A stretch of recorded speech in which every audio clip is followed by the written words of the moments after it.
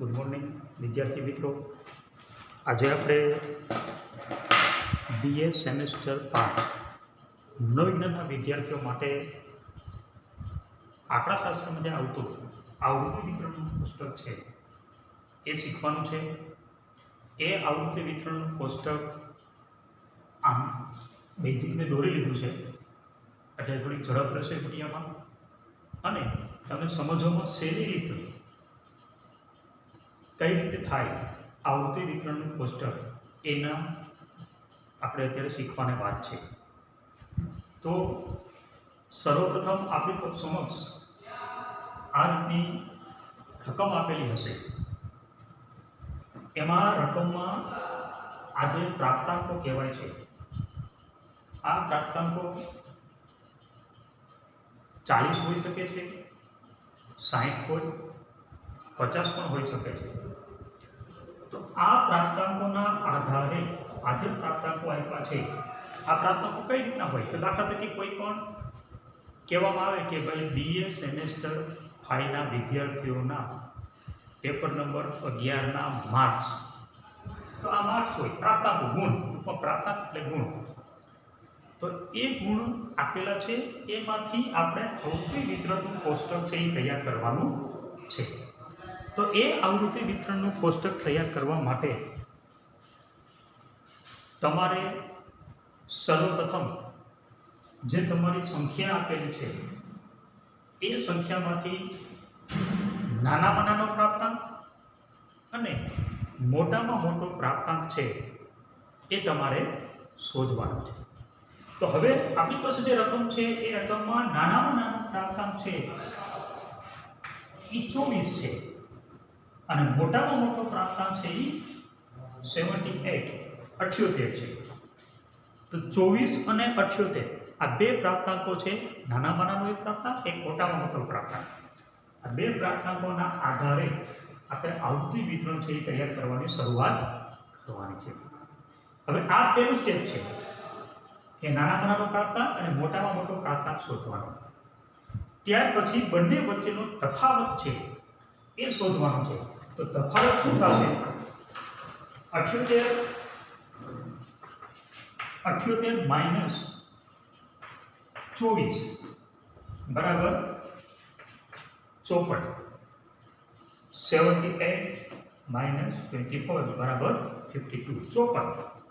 આ બે વચ્ચેનો જે તફાવત છે આપણને 54 મળે છે। તો એ 54 માં હવે વર્ગો નક્કી કરવાના છે। અહીં મેં વર્ગો લખી નાખ્યા છે સમય ન બગડે એટલા માટે, સરળતાથી તમારે સમજાય। હવે 54 છે તો 54 ના તમે એટલા ભાગ કરો કે વર્ગો નક્કી થાય। આને વર્ગો કહેવાય છે। આ છે આ બધા 75 થી 79, 70 થી 74, 65 થી 69 આ વર્ગો છે। હવે 54 છે, 54 ના આપણે એવા ભાગ કરવાના છે તો વર્ગો છે એ વર્ગ લંબાઈના આધારે નક્કી થાય છે।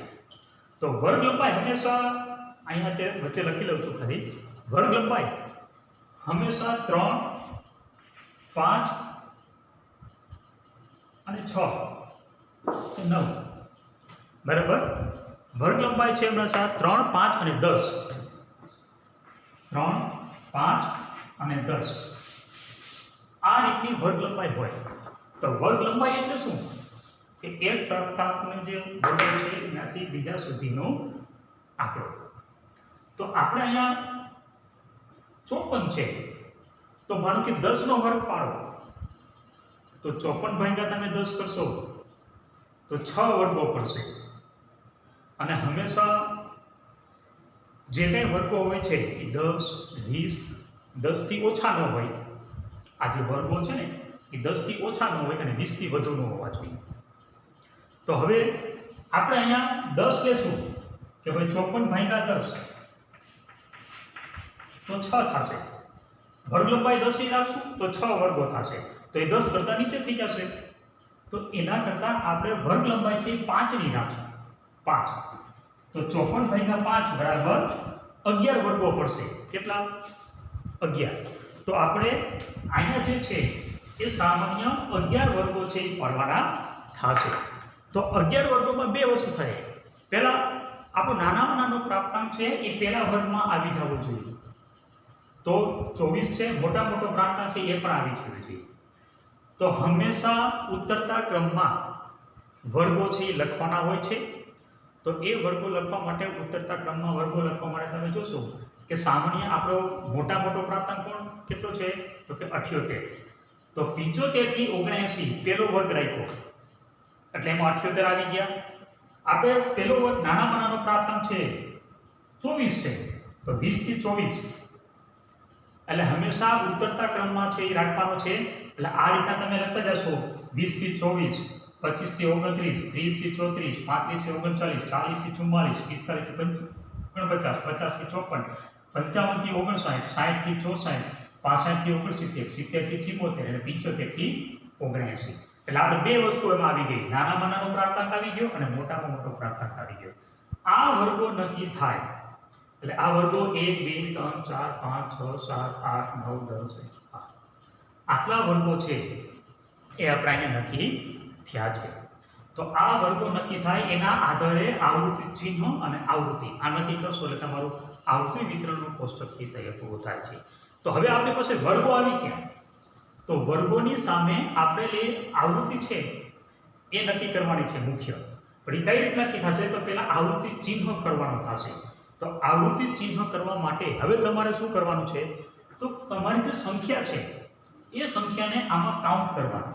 તો કઈ રીતે કાઉન્ટ કરશું? દાખલા તરીકે તમારી સમક્ષ 36 છે, પહેલો આંકડો કેટલો છે 36 36. તો આ 36 ઉપર આપ બેઝ કરશું. હવે એ 36 કયા વર્ગમાં સમાય તો કે જો 35 થી 39 ની અંદર આ 36 આવશે એટલે અહીંયા એક લીટો કરવાનો, એક લીટો કરવાનો. પછી બીજો એવો તો કે 65, તો 65 ક્યાં આવશે તો અહીંયા 65 થી 69 માં 65. 42, તો 42 ક્યાં આવશે 40 થી 44 માં 42. 38 38, તો એ 35 થી 39 માં આવે 38. 40 અહીંયા આ રીતના લીટા મારી દેવાના, આપણે ખબર પડે કે આ સંખ્યા આપણે કાઉન્ટમાં કરી લીધી છે એટલે જેને કારણે એકની એક સંખ્યા બે વખત કાઉન્ટ ન થાય, આપણે જે n બરાબર 50 સંખ્યા તે 50 સંખ્યા થઈ જાય. 40, તો 40 ક્યાં આવશે 40 થી 44 માં. પછી આવશે 58, તો 58 55 થી 59. 70 70 74 થી 70 થી 74. 74 એ પણ અહીંયા 74 માં આવશે. 71 એ આવશે 70 થી 74 માં. 25, તો અહીંયા 25 થી 29 માં આવશે. ત્યાર પછી 24 24 માટે આપણે અહીંયા વર્ગ છે 20 થી 24. 70 આ 70. 28 28 અહીંયા 28. 26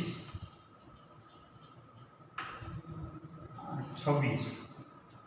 60 60. 34 30 થી 34 માં 34. 35 35. 63 63. 48 48. 27. તે પછી 40 40 માં 40. 73 73. 70 થી 74 માં આવે. હવે જુઓ આમ કરશું તો 1 2 3 4 5 થઈ ગયા. આમ નથી કરવાનું.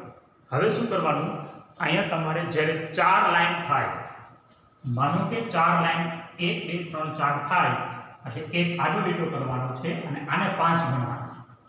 ખાસ ધ્યાન રાખજો, 4 લાઈન ઊભી થઈ જાય, 4 પ્રાપ્તાંકો આમાં આવી જાય ત્યાર પછી આડો કરશો એટલે 5 થશે. એટલે આ રીતના થશે. 74 57 78 25. તો 1 2 3 4 આડી લાઈન 25 થઈ ગયા તો 25 માં સીધો આડો વયો જશે. ત્યાર પછી 27, તો 27 પણ અહીંયા આવશે. 42 47 33 53 50 47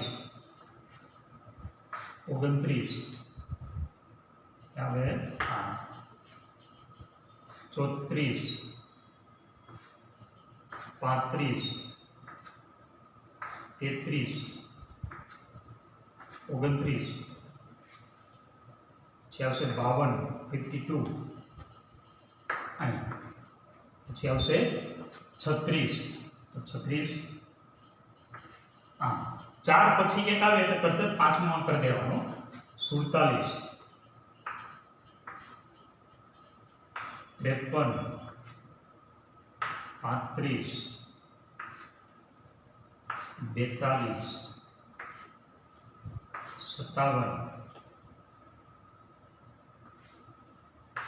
35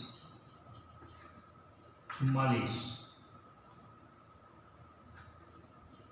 53